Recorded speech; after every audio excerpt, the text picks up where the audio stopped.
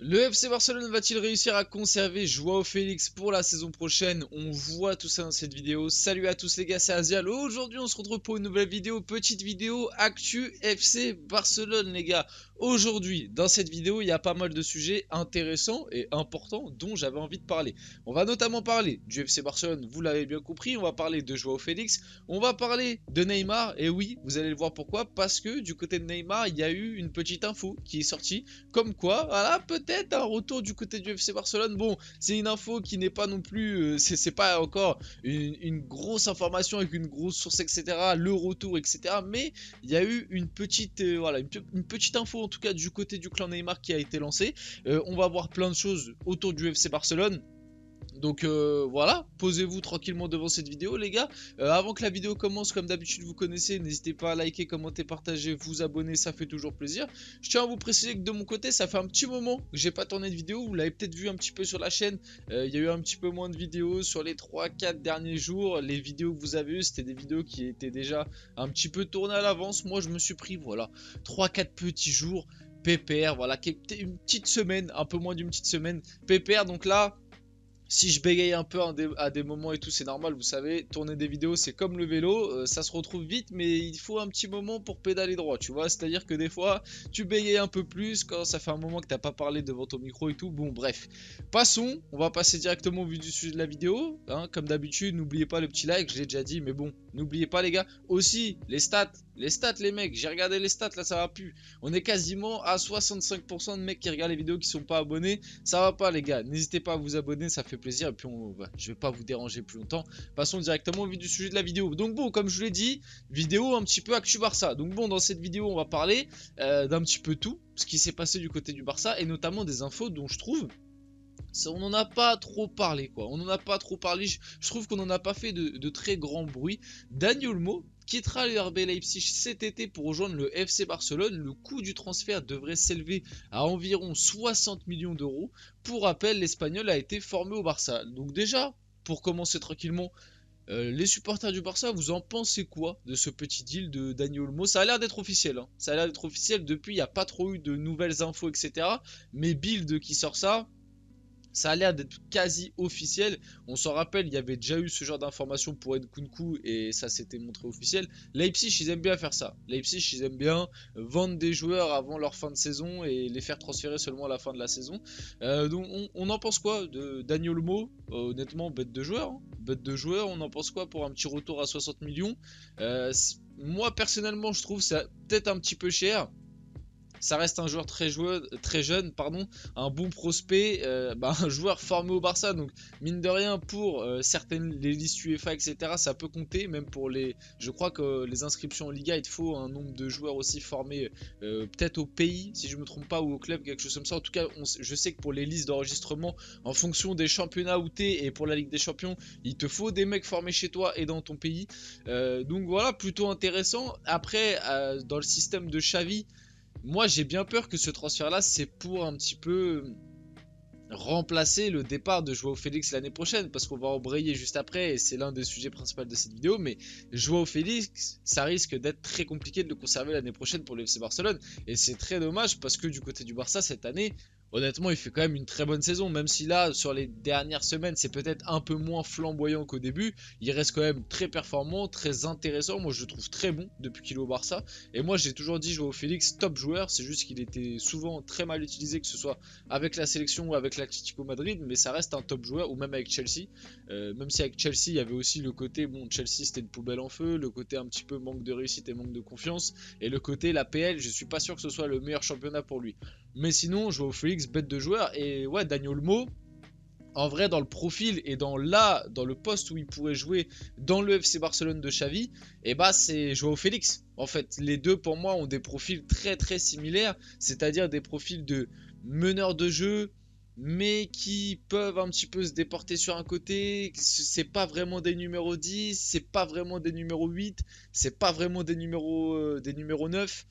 Voilà, c'est des styles bien particuliers, des mecs qui sont là pour un petit peu être en électron libre, mener le jeu, qui ont de bonnes finitions, de bonnes qualités de passe, de très bonnes qualités techniques, qui sont pas non plus hyper rapides. Enfin bref, vous voyez un petit peu ce que je veux vous dire. Donc 60 millions.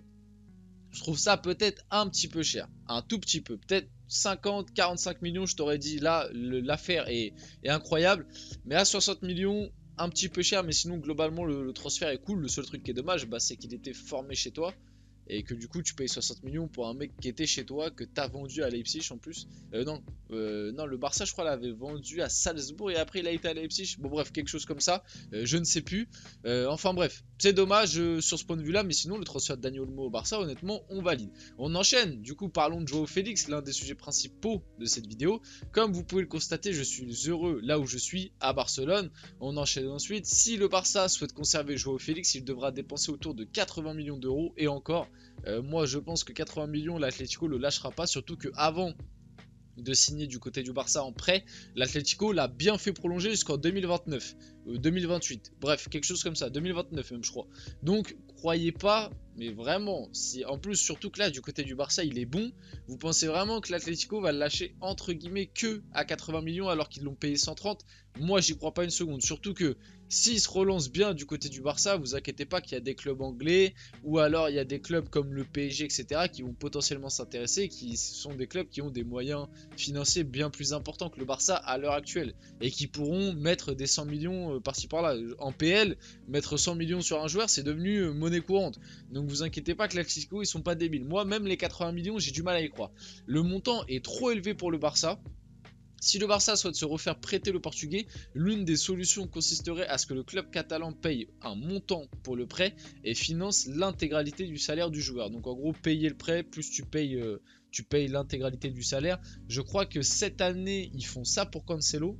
Je crois que pour Cancelo, ils payent à peu près l'intégralité de son salaire, plus ils payent Manchester City. Pour Joao Félix, je sais pas du tout comment ça se passe. Je crois que c'est juste une partie du salaire qui est pris en compte. Je crois que c'est tout. Faudrait que je me renseigne là-dessus, mais il me semble que c'est ça. Et ouais, ce serait peut-être pas rentable. Et c'est pour ça qu'on en revient un petit peu à ce que je vous disais juste avant. Pour moi, cette info sur Dani Olmo a corrèle un peu avec ce qui se dit autour de Joao Félix. C'est-à-dire que Joao Félix, pour le Barça, ça va être très compliqué de le recruter. Peut-être à la limite se le faire reprêter, mais est-ce que c'est vraiment intéressant de se le faire reprêter encore un an, sachant que tu pourras pas l'acheter? Ou peut-être que d'ici l'année prochaine, tu pourras l'acheter, mais je vois pas le Barça d'un coup en un an revigorer ses finances, surtout qu'on le voit et on continue de le voir, même si ils arrivent via des leviers financiers et tout, à recruter des joueurs, à inscrire des joueurs, à payer quand même des bons salaires. Les infos ne sont pas, enfin en tout cas à l'heure actuelle, ne sont toujours pas hyper positives au sujet des finances du Barça. Le Barça reste un club qui est toujours, pas en crise, mais qui est toujours déficitaire et de loin. C'est un club qui est loin de la puissance financière qu'il avait il y a quelques années, qui est loin de la puissance financière des gros clubs européens à l'heure actuelle. Et ça, c'est une réalité. Donc, je vois pas tout ça s'inverser en seulement un an ou deux. Donc, le Barça, payer un Joao Félix, je pense pas qu'à l'heure actuelle, ils en ont les capacités. Donc, le coup Dani Olmo, si c'est vrai à 100%, et ça a l'air d'être le cas, c'est un bon coup. Honnêtement, un Dani Olmo pour remplacer un Joao Félix, en plus comme je l'ai dit un petit peu juste avant, il y a le fait de former dans ton club et tout, qui est intéressant. Le Barça a plutôt bien géré là-dessus. À voir par la suite ce qui va un petit peu se passer. Parlons aussi un petit peu de Bruno Guimaraes qui était sur les tablettes du Barça. Il n'y a aucune clause libératoire spécifique pour le FC Barcelone dans le nouveau contrat de Bruno Guimaraes à Newcastle, puisque Bruno Guimaraes avait prolongé avec Newcastle et il y avait des rumeurs comme quoi il avait prolongé pour inclure dans son contrat une clause pour un possible départ au Barça d'ici l'année prochaine, parce que le Barça était très intéressé par Bruno Guimaraes et lui n'était pas indifférent à cet intérêt, ce qui est logique, surtout que Bruno Guimaraes, je trouve qu'il a quand même bien, enfin c'est pas trop une ADN Barça compatible non plus, parce qu'il a un côté un petit peu uruguayen, j'ai envie de dire, un côté limite un peu Atlético. Bruno Guimaraes, en vrai, je trouve il a un peu fighter et tout, mais en même temps balle au pied, il a quand même un petit peu le côté Barça. Et puis le Barça, depuis la perte de Busquets, ils sont toujours à la recherche de leur 6. Et c'est vrai qu'un Bruno Guimaraes avec à côté de lui un petit Frenkie de Jong, devant un petit Gundogan Pedri, ou alors un Joao Félix Pedri ou un Joao Félix Gundogan, ouais, là c'est pas mal. Là franchement tu commences à avoir un milieu de terrain, c'est vraiment pas mal honnêtement. Donc bon, la seule clause valable pour tous les clubs est la clause libératoire, et elle est à hauteur de 115 millions. Autant te dire que je ne vois absolument pas le Barça payer 115 millions pour la clause de Bruno Guimaraes, honnêtement. Mais c'est vrai que un petit Bruno Guimaraes du côté du Barça, ça aurait été très intéressant. Il y a aussi cette info qui est sortie officielle, Joan Laporta est inculpé par la justice espagnole pour soupçon de corruption. Le FC Barcelone est accusé d'avoir versé plus de 7,3 millions à Monsieur Negreira entre 2001 et 2018. Donc Joan Laporta a bien été inculpé pour l'affaire Negreira, pour en tout cas certaines choses de l'affaire Negreira. C'est vrai que je le répète encore une fois, mais l'affaire Negreira en France, en tout cas dans la communauté francophone football, je trouve que c'est un sujet dont finalement on n'en entend pas, voire peu parler, à part peut-être certains vraiment fans du Barça qui en parlent des fois de temps en temps, mais c'est surtout pour démentir qu'ils en parlent, et c'est jamais trop pour parler ou suivre l'affaire en question. Mais moi, de ce que j'ai compris en suivant un petit peu certaines actus et du côté de l'Espagne, le Barça a vraiment pas été, entre guillemets, comment dire, ça, c'est pas de manière officielle, il n'y a pas des soupçons de corruption officiels par rapport à l'arbitrage et tout, mais il y a quand même eu des réels versements et ils ont vraiment pris des sanctions. D'ailleurs, je crois que le Barça a pris une sanction aussi, le club, parce que là c'est Joan Laporta, mais je crois que le club aussi a pris une sanction de je sais plus combien je crois, je sais plus combien, 5 millions, quelque chose, bref, je veux pas te dire de chiffres au hasard, mais bon, bref, donc bon, voilà, l'affaire Negreira poursuit son petit parcours et puis on verra un petit peu par la suite ce qui va se passer.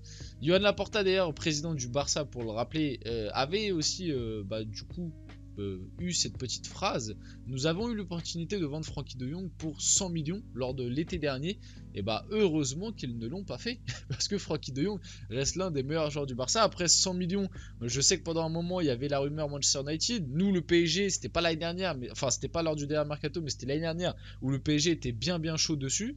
Du côté du Barça, ça reste quand même l'un de tes meilleurs joueurs, heureusement que tu l'as gardé, même si 100 millions, c'est vrai que c'est dur à refuser quand tu es actuellement dans les finances du Barça. Et pour finir la vidéo, on arrive sur la dernière actu. Neymar a toujours voulu revenir au Barça car il estime avoir commis une erreur en quittant le club Blaugrana. Alors j'ai plusieurs questions à vous poser parce qu'en vrai j'ai pas trop de réactions à faire là-dessus. Moi, mon avis personnel, c'est que en soi, le choix de Neymar de quitter le Barça au moment où il l'a quitté, moi je trouve pas que c'était forcément une erreur. L'erreur qu'a surtout fait Neymar, c'est d'être aussi peu sérieux du côté du PSG et de ne pas prendre son rôle de leader autant à cœur comme pouvait le faire un Ronaldo du côté du Real ou un Messi du côté du Barça. Mais moi j'aimerais avoir votre avis là-dessus pour finir la vidéo. Est-ce que vous pensez que le fait que Neymar ait quitté le Barça était une erreur pour lui? Et est-ce que vous pensez que le Barça ferait bien de reprendre un Neymar à l'heure actuelle, ou alors à l'époque a bien fait de laisser partir Neymar pour 200, enfin même s'ils n'avaient pas trop le choix parce que c'était la clause, mais vous m'avez compris, se mettre d'accord, re-signer un nouveau contrat. Bref, on arrive sur la fin de cette vidéo, j'espère qu'elle vous a plu, si c'est le cas n'hésitez pas à la liker, à commenter, à partager et à vous abonner. C'était Azial et on se retrouve très rapidement pour une prochaine vidéo.